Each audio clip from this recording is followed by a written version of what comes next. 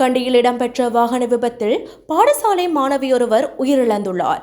கண்டி William கொபெல்லாவ மாவட்டத்தில் இன்று தனியார் பஸ்ஸுடன் தந்தையும் மகளும் பயணித்த மோட்டார் சைக்கிள் மோதியதில் மோட்டார் சைக்கிளின் பின் இருக்கையில் பயணித்த 17 வயதுடைய பாடசாலை மாணவி பலத்த காயமடைந்து உயிரிழந்துள்ளார். விபத்தில் உயிரிழந்த சிறுமி கட்டம்பே மகாநாம கல்லூரியில் உயர்தரம் கல்வி கற்றவர் என்றும் மேலதிக வகுப்பிற்காக தந்தையுடன் பயணித்துக் கொண்டிருந்த போது இந்த விபத்து ஏற்பட்டுள்ளதாகவும் போலீசார் தெரிவிக்கின்றனர். விபத்தில் சிக்கிய மோட்டார் சைக்கிளும் தனியார் பஸ்ஸும் கட்டம்பேயிலிருந்து கண்டி நோக்கி சென்றதாக போலீசார் தெரிவித்துள்ளனர்.